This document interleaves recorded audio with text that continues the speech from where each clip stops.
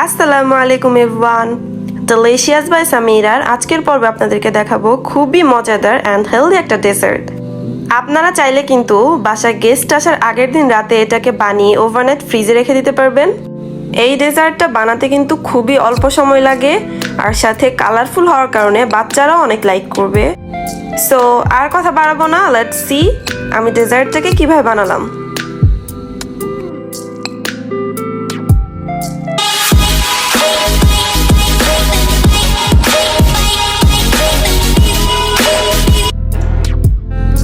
So আমি এখানে milk নিলাম 1/2 লিটার, আর এখন কিন্তু কোনো পানি ব্যবহার করা যাবে না। এবার মিল্কটাকে জাল দিতে থাকবো বলক আসা পর্যন্ত। আর যখন বলক আসবে এর মধ্যে চিনি দিব 1/4 কাপ। আপনারা যদি শুধু চিনি ব্যবহার করেন তাহলে চিনির পরিমাণটা একটু বেশি দিবেন। আমি যেহেতু এখানে 2 টেবিলস্পুন কনডেন্স মিল্ক ব্যবহার করছি, তাই এখানে চিনির পরিমাণটা একটু কম দিলাম। এবার কিন্তু অনবরত নাড়তে হবে, তা না হলে মিল্কটা নিচ থেকে লেগে যাওয়ার সম্ভাবনা আছে। আর চুলার জাল থাকবে মিডিয়াম টু লো। আর এখান থেকে প্রায় 3 টেবিলস্পুনের মতো মিল্ক আমি এক সাইডে সরে রাখলাম, কারণ কাস্টার্ড পাউডার মেশানোর জন্য কিন্তু মিল্কটাকে ঠান্ডা করে নিতে হবে। আর এলাচ গুঁড়া দিয়ে দিলাম 1/2 টিস্পুন। এটা অপশনাল, আপনারা দিলে খুব সুন্দর একটা স্মেল পাবেন। আর আমি কিন্তু মিল্কটাকে অনবরত নাড়ছি, তা না হলে এ পর্যায়ে নিচ থেকে লেগে যাবে আর ওপরে শর্ট পড়ে যাবে। এবার এটাকে জাল দিতে হবে কালারটা চেঞ্জ হয়ে আসা পর্যন্ত।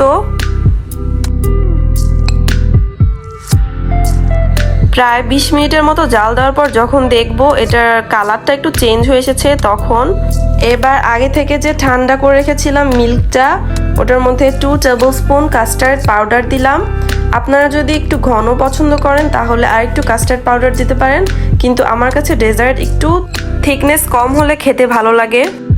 অল্প অল্প করে পুরো মিশ্রণটাই আমি দিয়ে দিয়েছি। আর এবার 4 থেকে 5 মিনিটের মতো জাল দিব। এটাকে আর বেশিক্ষণ জাল দেওয়া যাবে না, তাহলে বেশি ঘন হয়ে যাবে। আর কাস্টার্ড পাউডার দেওয়ার আগে চুলার জালটাকে একদম লো করে নেবেন। আর সম্পূর্ণ মিশ্রণটা একেবারে না দিয়ে অল্প অল্প করে দিয়ে মিক্স করে নেবেন। এবার এটা কিন্তু ঘন হয়ে গেছে, এটাকে আমি নামিয়ে রাখবো। এবারে যেই ডিশটাতে ডেজার্ট বানাবো সেটাতেই সার্ভ করে নিলাম। আর ঠান্ডা হওয়ার আগ পর্যন্ত এটাকে একটু পরপর নেড়ে দিব যাতে উপরে কোনো লেয়ার না পড়ে। আর এটাকে ফ্রিজিং করে রাখবো। এবার এটা একটু সেট হতে হতে আমি এদিকে ফ্রুটসগুলোকে রেডি করে নিব। 10 থেকে 15 মিনিটের জন্য আমি এটাকে রুম টেম্পারেচার পানিতে ভিজিয়ে রাখবো, কারণ বাজারের কেনা ফলে কিন্তু প্রচুর ফরমালিন থাকে। আর আপনারা এখানে বেশি পানি জাতীয় ফল লাইক তরমুজ বা এই জাতীয় ফলগুলো বাদে যে কোনো ফল ব্যবহার করতে পারবেন। অরেঞ্জ দিতে পারেন বা কলা দিতে পারেন। আর এখন তো আমের সিজন, সো শুধু আম দিয়েও করতে পারবেন। আমি এখানে নিয়েছি আঙুর, আম, আপেল নিয়েছি আর ডালিম। আর সব ফ্রুটসগুলোকে আমি আমার ইচ্ছে মতো ছোট ছোট কিউব করে কেটে নিয়েছি। আর এই রেসিপিটা যদি বাসায় ট্রাই করেন তাহলে কিন্তু আমাকে অবশ্যই কমেন্ট বক্সে জানাবেন। Now it's time for mixing. সব কিছু এবার ভালোভাবে মিক্স করে নিয়ে সার্ভ করার পর একটু আইসক্রিম দিয়ে দিলে হয়ে যাবে হেলদি অ্যান্ড অনেক ইয়ামি ফ্রুট কাস্টার্ড। সো আপনি যদি আমার চ্যানেলে নতুন হন তাহলে প্লিজ আমার চ্যানেলটাকে সাবস্ক্রাইব করে দিবেন। আর যদি অলরেডি সাবস্ক্রাইব করে থাকেন তাহলে থ্যাংক ইউ। সবাই ভালো থাকবেন, সুস্থ থাকবেন। ইনশাল্লাহ দেখা হবে নতুন কোনো এক ভিডিওতে। আল্লাহ হাফেজ।